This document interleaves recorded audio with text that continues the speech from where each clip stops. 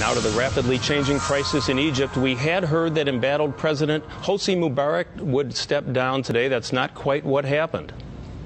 I will continue on to carry out my responsibility to defend the Constitution and the interest of the people.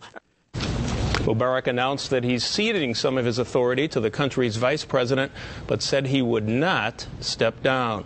Crowds in Tahrir Square in Cairo responded with chants of leave, leave. They're planning another bigger protest tomorrow.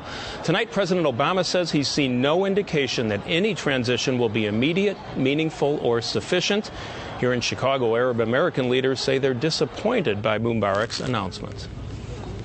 It's quite disappointing. However, if there's one thing I know about the youth is that they're stubborn as well, just like President Hosni Mubarak, and that they will continue to do what they are doing in Tahrir Square. All these sacrifices that have been made will not be wasted.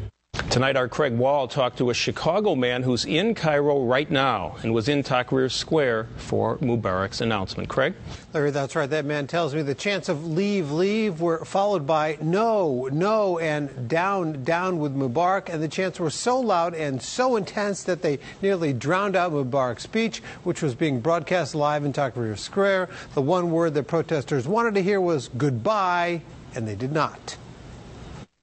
Disappointed, shocked, worried, because tomorrow the people, having not received what they expected to hear, will probably pour into the streets in unprecedented numbers, and there may be confrontation, and I worry about the consequences.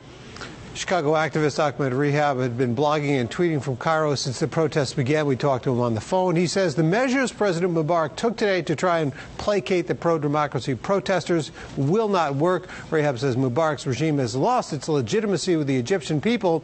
But a political science professor thinks Mubarak's promise of elections in September, power handed to his vice president, and constitutional reforms might be enough to keep him in power for now. So I think his strategy is to give as little as possible to take the wind out of the sails of the protests so that he can truly hang on until September. So we'll see tomorrow and in the upcoming days if the momentum remains with the protesters or if they've lost them. It's really something of a time game. Both Mubarak and the pro-democracy movement guessing on whose side is time, who can wait this out more. From his perspective at Ground Zero, Ahmed Rehab says Mubarak should not count on protesters giving up. I do know they have enough steam, they have enough resolve, and they're not going to step down anytime soon in their demands for system change and for a real democracy to take root in Egypt. The eyes of the world, and indeed many people here, will be closely watching developments in Egypt in the coming days to see whether Mubarak or the people have more resiliency. Larry? Thanks, Craig. Again, we're about 20 minutes